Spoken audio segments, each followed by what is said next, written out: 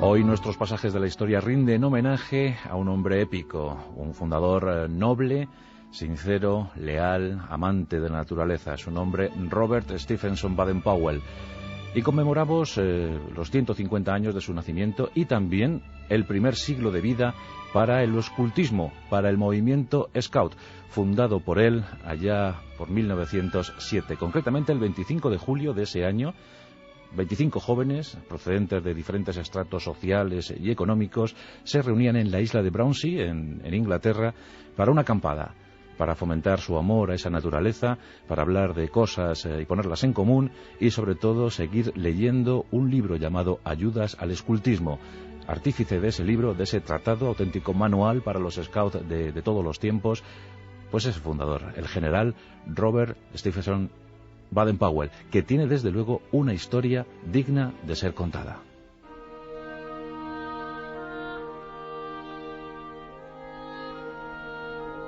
Nos encontramos en una fría mañana de 1857, en plena era victoriana. El 22 de febrero de ese año vino al mundo en Londres Robert, el último de una extensa prole. Eran 5 hermanos, él era el más pequeño. Y la familia era de eso que llamamos la clase media. El padre H.G. Baden-Powell era un reverendo anglicano y también profesor de geometría en la Universidad de Oxford. La madre, Henriette Grace Smith, venía también de una familia de rancio abolengo en la que se inscribían marinos, colonos en América, aventureros, médicos. La verdad es que esa mezcla de sangre, esa genética, dio un provechoso resultado. Era el año 1857. Tan solo 3 años más tarde fallecía el progenitor, dejando a la familia en una difícil situación económica.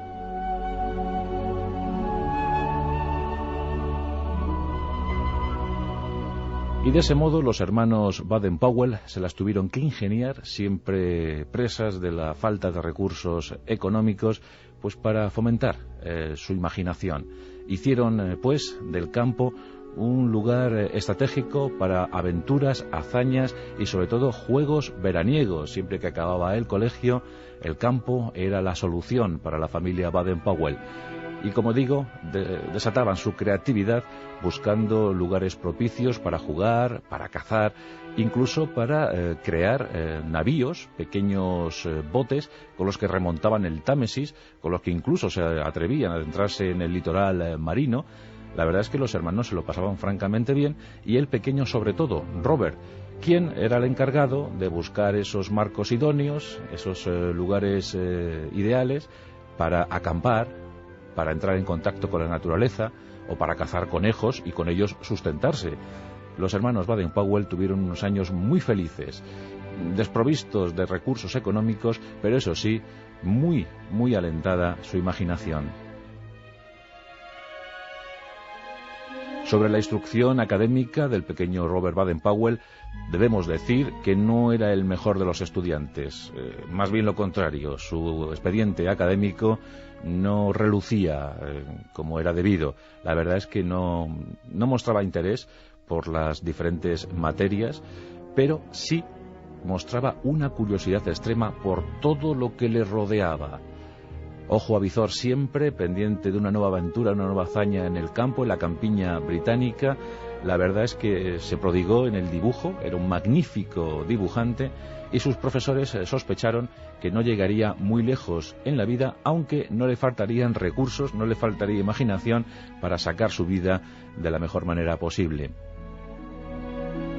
Y algo de razón llevaban, pues en 1876, cuando Robert contaba 19 años de edad, pues se presentó ante él la vocación a la que se aferró como un bendito, y esta fue la militar.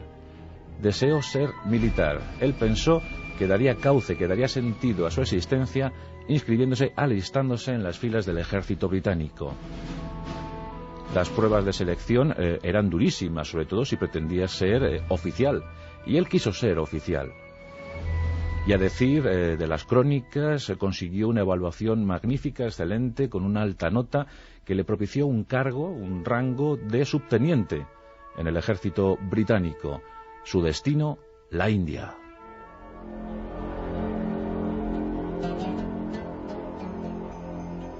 En 1877, el joven subteniente Robert Baden-Powell llegaba a la India.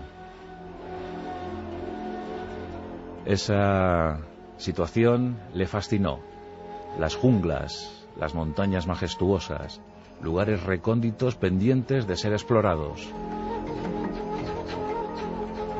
Y allí, desde luego, descolló con energía inusitada. Su destino era el 13º Regimiento de Húsares.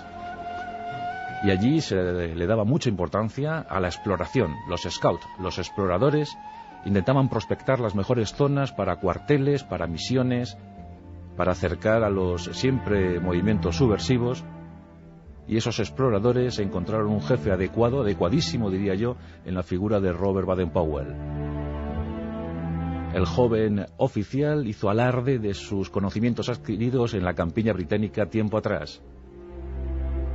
Y desde luego fue muy útil para sus superiores, organizando patrullas de exploradores que dieron los mejores reconocimientos, las mejores noticias al 13º Regimiento. Fue aquí precisamente donde Baden-Powell acuñó uno de sus lemas que le acompañaría el resto de su vida. Ese lema que hoy los scouts lucen orgullosos era el de siempre listos. Y es que eso pretendía Baden-Powell, que todos estuviesen siempre alertas, siempre listos ante cualquier eventualidad, aprovechar de la mejor manera posible los recursos naturales, las situaciones que ofrecía el territorio, la orografía y sobre todo conocer a las gentes con las que se iba a tratar. Esto desde luego le sería muy, muy beneficioso en su existencia, en su carrera militar. En aquel tiempo el Reino Unido era el mayor imperio de la época y las tropas británicas se tenían que multiplicar en diferentes campos de actuación. Por supuesto el subcontinente indio, pero también el cono sur africano. Y esa tierra fue visitada por Baden-Powell en alguna que otra ocasión. En la década de los 80 del decimonónico siglo estuvo en Sudáfrica y combatió contra elementos aborígenes siempre levantiscos.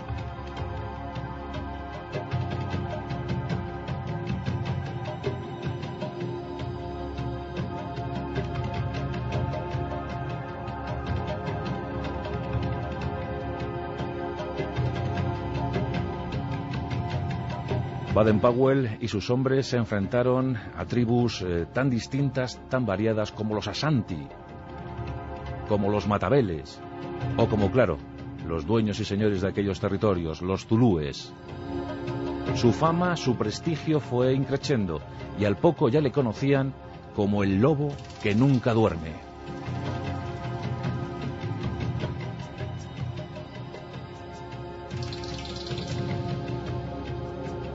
El lobo que nunca duerme, los lobos. El término nativo era impisa.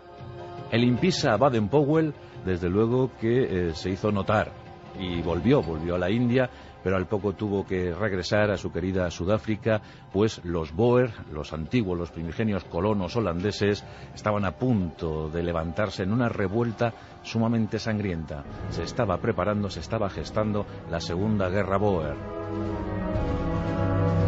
Y es aquí donde Robert Baden-Powell, ya ascendido al rango de teniente coronel, va a alcanzar su máxima dimensión. Nos encontramos en octubre de 1899, en los albores del conflicto. Ese conflicto que vio nacer, por ejemplo, los campos de concentración, una creación de los británicos. Bien, pues el 11 de octubre de 1899 estallaba la guerra. El teniente coronel Baden-Powell se encontraba en la localidad de Mafeking. Mafeking era un núcleo esencial para la defensa de Sudáfrica. Un epicentro de comunicaciones. Se decía que quien controlase Mafeking controlaría Sudáfrica. Era una población pues aparente en cuanto a número de habitantes, unos 7.500 africanos y 1.350 británicos. Este núcleo poblacional era defendido por una guarnición de apenas 700 hombres, un modesto batallón de ingleses que al poco de estallar la guerra se vio envuelto por una nube de Boers. La cifra varía, según los investigadores, entre 6.000 y 9.000 Boers cercaron la ciudad. ¿Pero por qué no la tomaron al asalto? La respuesta es clara. Al frente de la guarnición se encontraba el teniente coronel Robert Baden-Powell, dispuesto a desplegar todo su conocimiento en la defensa de Mafeking.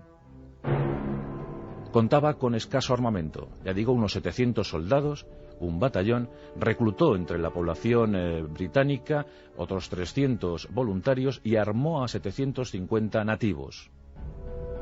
En total poseía unos 1.700 efectivos, con 4 cañones de pésimo rendimiento, de muy mala calidad, algunas ametralladoras de posición y, eso sí, el ingenio del teniente coronel Baden-Powell. En los previos al estallido de la guerra, Baden-Powell se había ocupado de fortificar de forma secreta la localidad a fin de no enojar a los Boers en ese momento en tiempo de paz.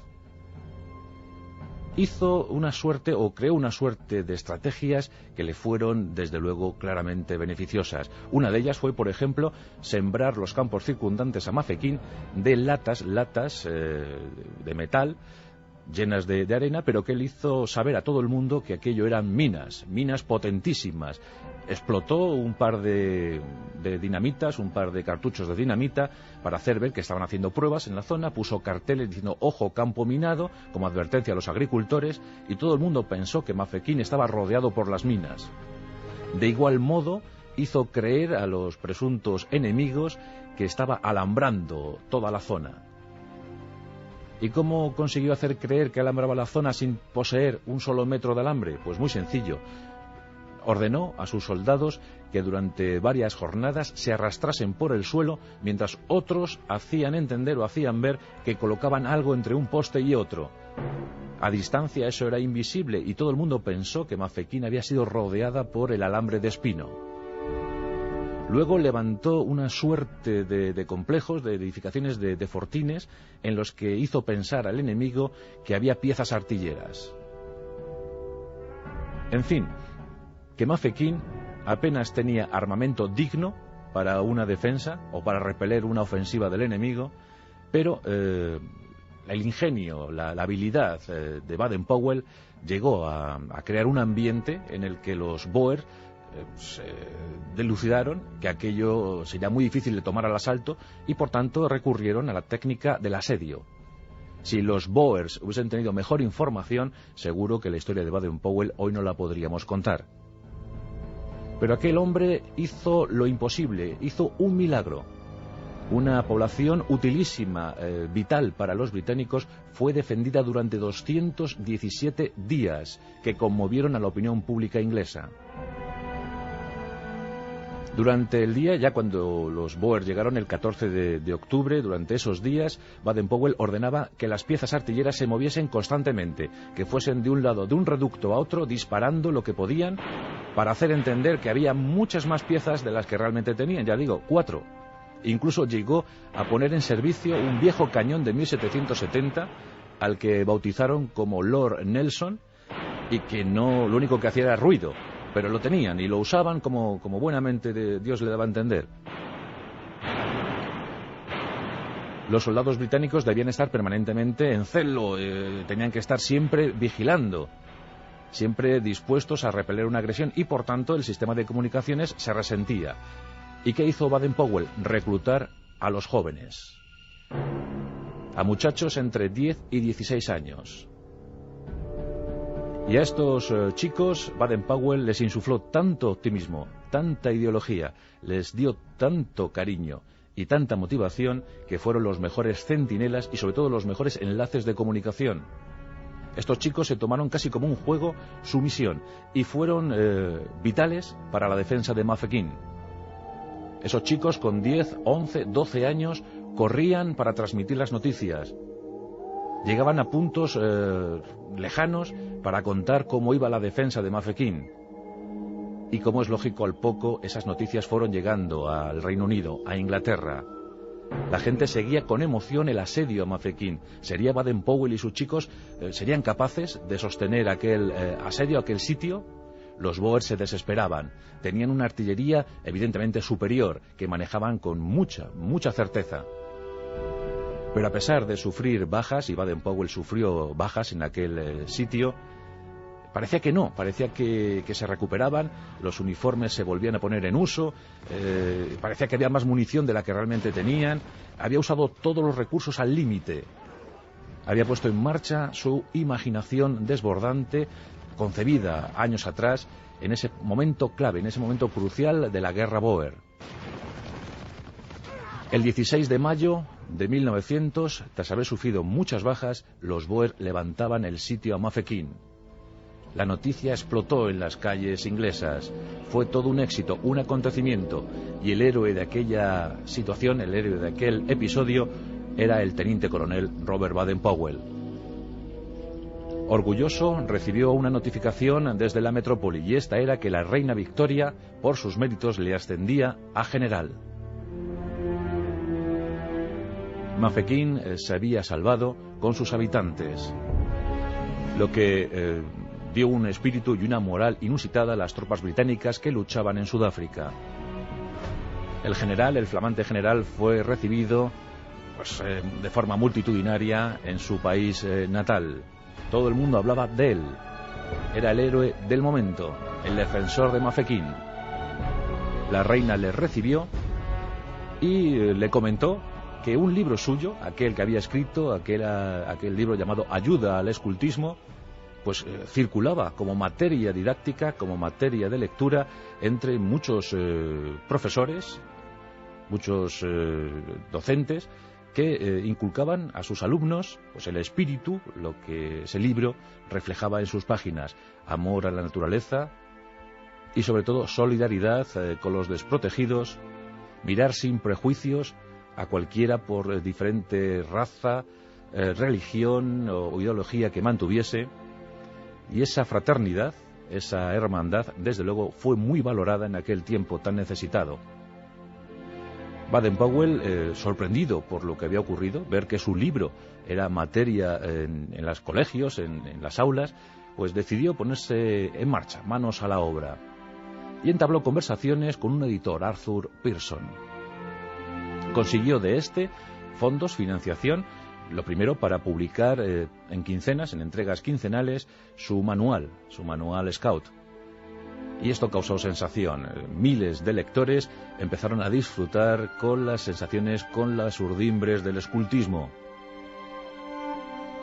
Finalmente, el 25 de julio de 1907, cuando Robert Baden-Powell contaba ya 50 años, se produjo la famosa reunión, la famosa acampada en Brownsea, en Inglaterra. Esos 25 muchachos que se reunieron para contarse historias, para poner cosas en común y sobre todo para fomentar ese amor a la naturaleza que les había inculcado su mentor Robert Baden-Powell.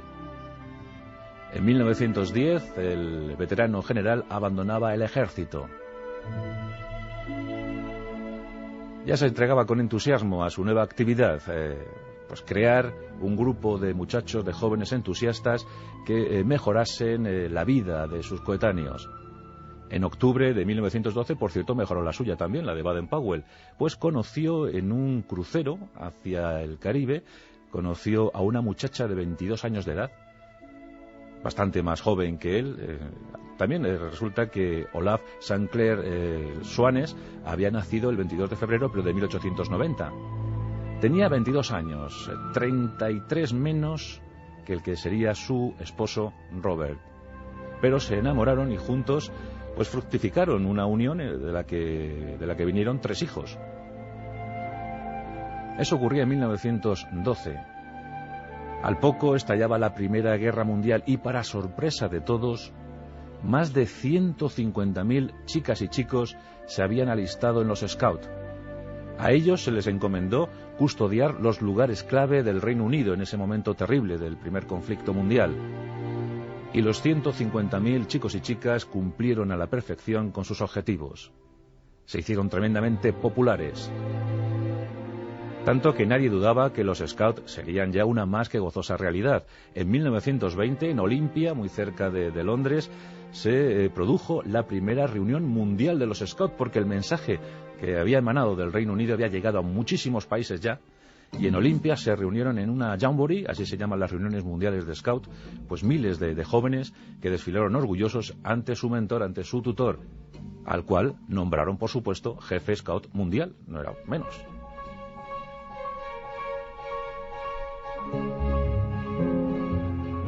Y de esa forma el escultismo se propagó por todo el mundo. En cada país del globo terráqueo existe un grupo de Scout. Y desde luego su fundador permaneció feliz el resto de su vida hasta que falleció en Kenia. Un hombre inquieto, siempre viajero y amante, profundo amante de África. Falleció el 8 de enero de 1941, justo cuando su país se adentraba en el horror de la Segunda Guerra Mundial, en la que, por cierto, también participaron miles, cientos de miles de Scout, con una ayuda pues más que estimable a sus respectivos países. Hoy en día, casi 30 millones de chicos y chicas fomentan el escultismo. Un amor sin prejuicios a los demás, una hermandad evidente, una solidaridad apabullante, que no tiene, desde luego, ningún sinsabor, ningún prejuicio, ninguna amargura hacia personas que sean de diferente raza, religión, ideología política. El amor a la naturaleza, el amor a la paz, el afán por ayudar a los demás, por hacer de este mundo algo mejor, un sitio digno donde se pueda vivir. De esos casi 30 millones de jóvenes Scout, pues más de 30.000 son españoles.